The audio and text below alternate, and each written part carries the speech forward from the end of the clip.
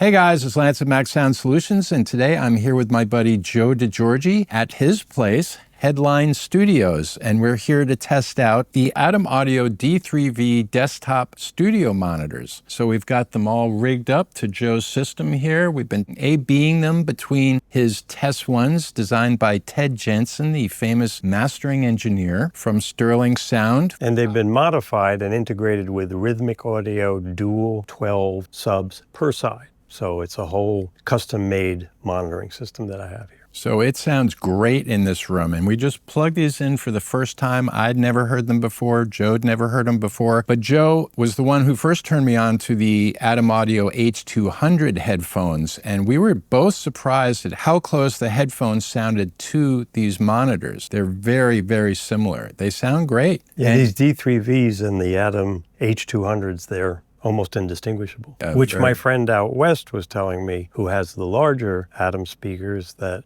once again, the translation, because the whole speaker line of Atom is very consistent. And you can pick up the D3Vs or the H200s on Amazon. I have links in the video description if you want to check them out. In full disclosure, I approached them to see if they would send me these items, and they did in trade for making this video. And if you purchase them on Amazon, I will make a little commission, so thanks for your support. And be sure to check out Atom Audio's website. Link is also down below, and you can check out their full line of studio monitors and speakers. And stay tuned to the end of the video because Joe and I talk a little bit about our time spent recording Ritchie Blackmore's Rainbow. You know, when you're mixing and being able to maybe not mix at night when the family's asleep or something, you can throw in your headphones and have a very similar experience to the desktop speakers, which is a nice thing. Instead of having a big jump in EQ curve, they say pretty much the same. Yeah, and that's the key. The key is the mid-range is very flat and punchy.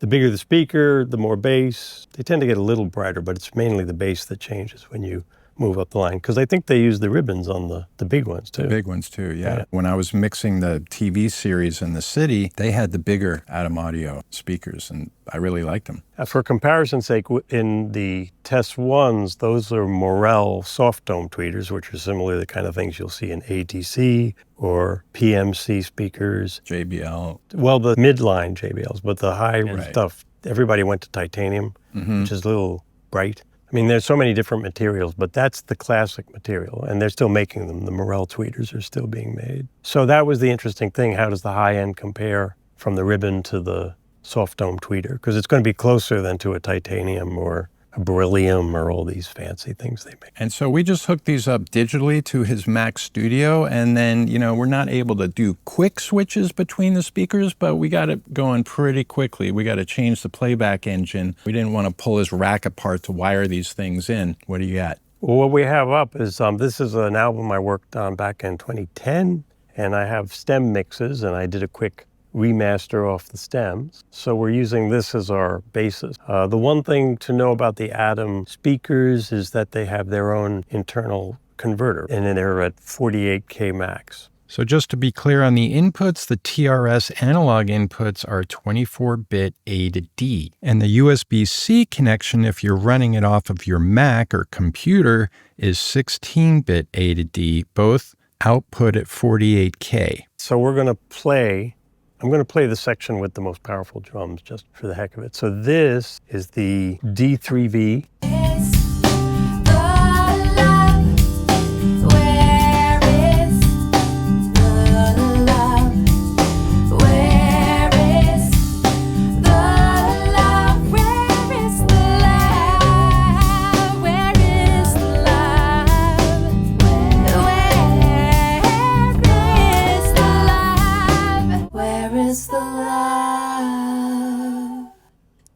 Okay, so let's play this now through the main studios here.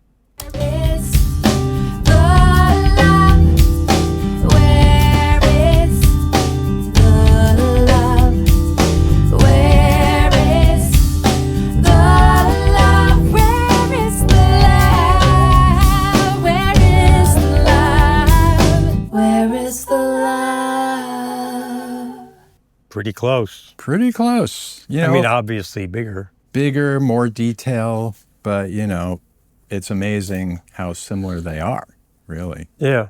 They sound really good compared to, you know, they're smaller speakers, obviously, but they weren't like outrageously different sounding. They sounded pretty on point. And he has a tuned room here, so, you know, there's a little bit of that going on.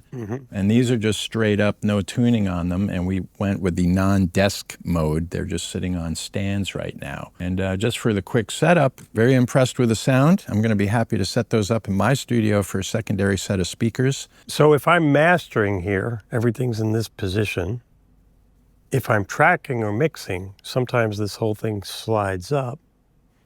And then I'm more into this near field monitor, which we're sort of in with these. And these can be set for whether they're on stands or near a wall. Yeah, they have settings for whether you're on a desktop with a wall behind you. Yeah, we set it more for center of the room freestanding. So yeah, the mid-range is really punchy and good, fat. And they have the side subwoofers. Yeah, they got mega subwoofers on either side and a headphone jack in the front. But they sound really good. Yeah, they sound great. I may get a pair. You may get a pair. Yes, and put them right where they are. Joe's impressed. I'm impressed. And I was impressed enough with the headphones to tell Lance about the headphones. So yeah, and once I heard those, I'm like, wow, because normally a lot of the studio headphones are just over EQ'd. They got a major curve. These are flatter and better mid-range, really. Yes, and by the way, that music is Sarah Chesler, Monday Night Smoker. Came out in 2010. Vintage now. Vintage. Any last words, Joe? May God be with you. This studio's set up to do, my favorite thing to do is mixing and mastering, and I can do mixed picture. We have It's a Wonderful Life up at the moment. Not that I mixed It's a Wonderful Life. It's mono. But I have a 5.1 set up. I'm on the verge of setting up an Atmos thing. But I also have a drum set and a vocal booth, and I do tracking too. But I'm basically someone who gets involved in production and engineering and then it lands here. So we might go to a certain place because of a really cool piano or because of a really cool room sound. But this room is quite good. I have acoustic treatment everywhere. And sounds great. Yeah, and I have very advanced plugins. This is the just out DW Fern VT7 plugin, which is becoming one of my favorite. And this is the excellent recreation of the Mass Select MEA2 EQ, which also sounds great as a digital plugin, you know, because the real things, like that one is $10,000 and that one is $9,000. And Joe and I recorded Ritchie Blackmore together, the last Rainbow album before Ritchie went on to do his Renaissance music. So that was a real blast. We did that. I don't know what year that was. That was a long time ago now. The wild thing is when we did that, his girlfriend at the time is now his longtime wife. Yeah. And we did the demos. We thought we were making the record, and we were up 2 weeks in Cold Spring, and it was fun. It was crazy. It was great. But that's a whole nother video that I might do later.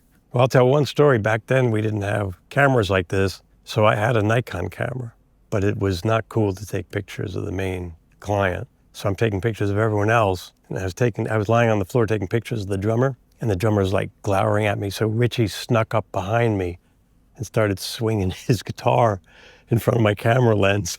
Like an axe. And I'm an idiot because I thought that's the perfect opportunity to take a picture of him because he's messing with me. So I can get revenge by taking his picture, but I wasn't quick enough. Today, we would all be in each other's face taking pictures. Yeah, we don't have any pictures of him from that. I have tons of pictures from the event. I have pictures too, yeah, but I don't have none of Ritchie. It's different world, different world.